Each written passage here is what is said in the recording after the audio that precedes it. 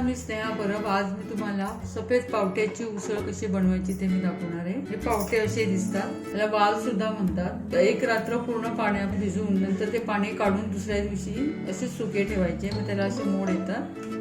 त्याची उसळ खूपच छान लागते। हे पावटे मी स्वच्छ धुवून त्याची सालं काढून घेतली आहेत मी। तर आपण त्यासाठी लागणारं साहित्य, ती भाजी किंवा उसळ बनवण्यासाठी जे लागणारं साहित्य आहे ते बघूया। तेल, पाव चमचा राई, जिरं, हळद, त्यानंतर एक मीडियम साईजचा कांदा बारीक चिरून घेतलाय मी। इथे 7-8 कढीपत्त्याची पानं, मीडियम साईजचा टोमॅटो एक, त्यानंतर लसूण, आलं आणि कोथिंबीर हे असं जाडसर मी वाटून घेतलंय मिक्सर मधून। एक बटाटा घेतलाय, बटाटा आपण मीडियम साईजचा घेतलाय बारीक चिरून। तुम्हाला हवा असेल तर तुम्ही घालू शकता, नाही घातला तरी चालेल। त्यानंतर मीठ चवीपुरता आणि हा मालवणी मसाला आणि सगळ्यात शेवटी कोथिंबीर घालणार। आणि आपल्याला ती भाजी शिजवण्यासाठी पाणी लागेल, जेवढं लागेल त्या प्रमाणामध्ये। आता आपण कृतीकडे वळूया। सर्वात आधी आपण गॅस चालू करून पातेलं गरम करून घेणार आहोत। पातेलं चांगलं तापल्यानंतर त्यामध्ये आपण 2 चमचे मी तेल घालणार आहे। थोडा गॅस जरा मोठा करणार आहे, जरा तेल चांगलं तापायला हवं ते।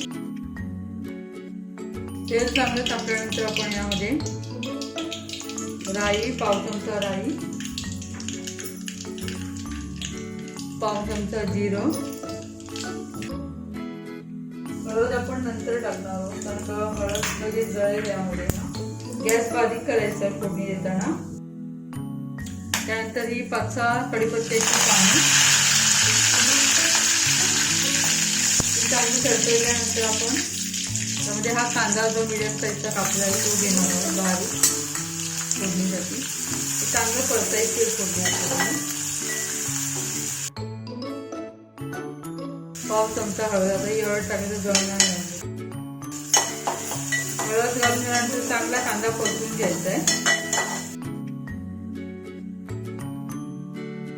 कांदा परतत असताना थोडा कच्चा असताना त्यामध्ये आलं, लसूण आणि हे कोथिंबीर थोडीशी घेतलेली मी यामध्ये, ते सर्व आपण टाकणार आहोत त्यामध्ये। आणि ते सुद्धा चांगलं परतून घ्यायला हवं, याचा कच्चा वास जायला पाहिजे आलं आणि लसणीचा। लसूण थोडी जास्तच घातली मी यामध्ये, लसणीचा वास छान वाटतो या पावट्याच्या भाजीला। आणि शिवाय थोडं आलं सुद्धा। मगाशी मी थोडं ओवा सांगायला विसरले, यात मी थोडा आणि ओवा टाकणार आहे। पावटे हे जरा वातूड असतात त्यामुळे थोडासा पाव चमचा मी ओवा टाकणार आहे। हे चांगलं आपलं परतून घ्यायचं आहे। फोडणी चांगली परतली गेल्यानंतर आपण त्यामध्ये एक मीडियम साईजचा टोमॅटो बारीक करून घेतला मी, बिया काढून घेतल्या टोमॅटोच्या, तो टाकायचा आहे आणि चांगला परतायचा आहे तो फोडणीवर। टोमॅटो चांगला मऊ व्हायला हवा।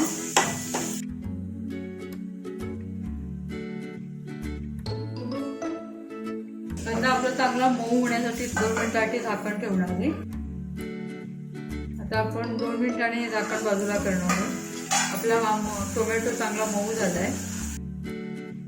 त्यामध्ये आता आपण हा मालवणी मसाला आहे माझा, 2 ते 2.5 चमचे। थोडी तिखट भाजी जरा ही बरी वाटते, 2.5 चमचे मी घालते।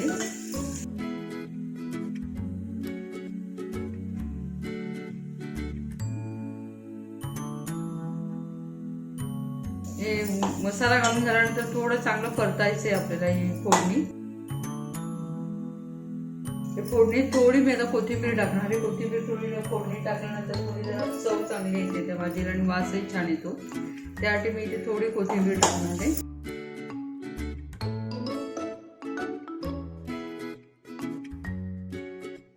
चांगला परतल्यानंतर मसाला चांगला परतून घेतल्यानंतर आता हा मीडियम साईजचा बटाटा आहे मी कापून घेतलेला, तो आता मी इथे घालणार आहे। बारीक मी कापलाय।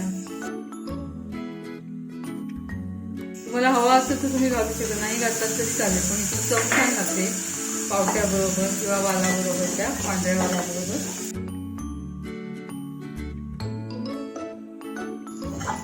चांगलं परतून घेतल्यानंतर आता आपण त्यामध्ये हे धुवून सोलून घेतलेले वाल किंवा पावटे हे घालणार आहोत।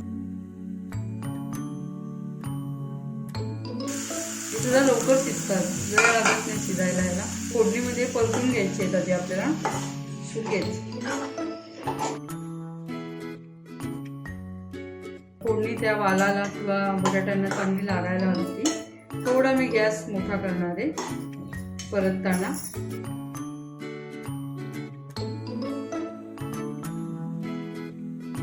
पुन्हा बारीक गॅस करणार आहे. सर्व परतून झाल्यानंतर भाजीला जेवढं लागेल तेवढं मीठ घालणार आहे मी आता. त्या वालाला छान लागेल, पावट्यांना किंवा वालाला मीठ घालून जरा पुन्हा ढवळायचं आहे आपल्याला.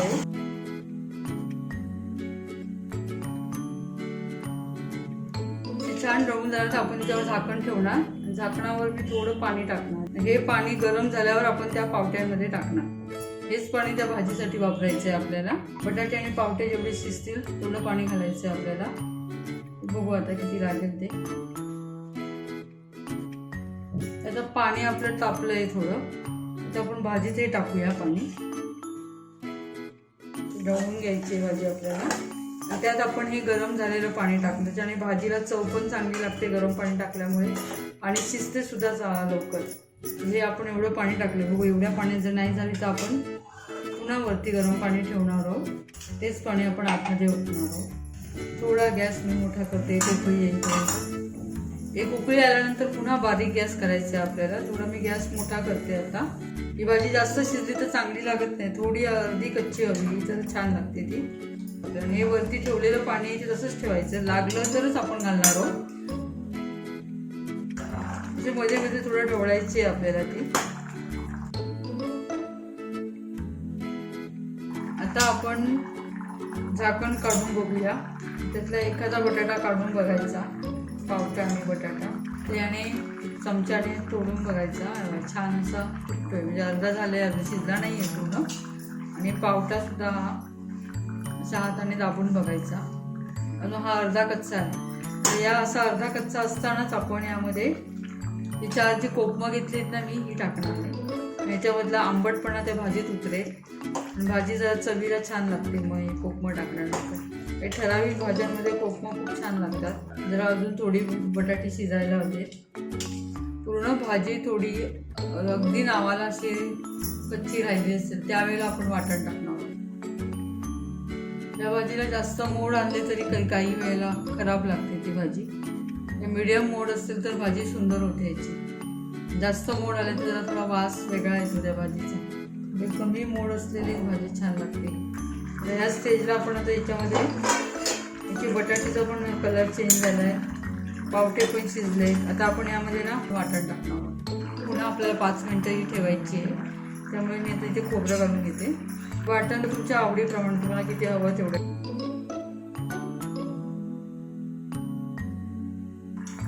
वाटण घालून ही भाजी आपल्याला अजून 5 ते 7 मिनटं उकळायची आहे. आणि जे खोबरं आपण जे घातलं यामध्ये ते त्या भाजीला पूर्ण पावट्यांना आणि बटाट्यांना चांगलं मुरायला हवं. त्यामध्ये त्याची चव त्या सर्व भाजीत लागायला हवी. हे वाटण तुम्ही तुमच्या आवडीप्रमाणे करू शकता, कमी जास्त तुम्हाला कसं हवं तसं. ग्रेव्ही हवी असेल तर जास्त खोबरं घालायचं, कमी ग्रेव्ही असेल तर कमी खोबरं घालायचं. आणि किती पातळ ठेवायची काय ते तुमच्यावर आहे. मला ही थोडी पातळच बरी वाटते भाजी, कारण का भाकरी किंवा चपाती सोबत चटणी सुद्धा छान वाटते खायला. थोडीशी मी आता याच्यावर कोथिंबीर टाकणार आहे, थोडी, नंतर बाकीची शेवटी टाकणार आहे नावाला. त्या वाफेबरोबर हिचा वास एक मस्त येतो त्या कोथिंबिरीचा. थोडी मी टाकणार आहे. आणि 5 ते 7 मिनिटं आता आपण पुन्हा गॅसवर ठेवणार आहोत. ही भाजी चांगली उकळायला हवी ती. आपण आत्ताच खोबरं घातलं, ते खोबरं चांगलं त्यामध्ये मुरायला हवं.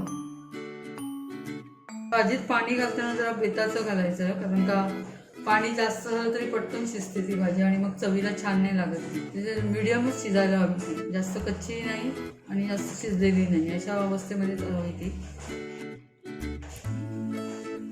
वालीचे दाणे ते किंवा पावट्याचे दाणे अख्खे दिसायला हवे भाजीमध्ये, तरच ती भाजी छान लागते.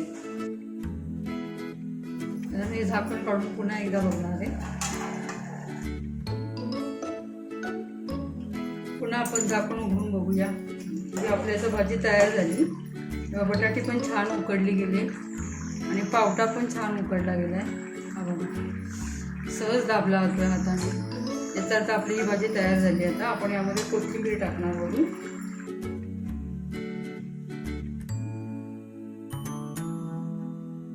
अशा प्रकारे आपली पांढऱ्या वालाची किंवा पावट्याची भाजी तयार. बघा किती मस्त झाली आहे बघा, एवढी बरोबर आहे. आता मी गॅस बंद करते.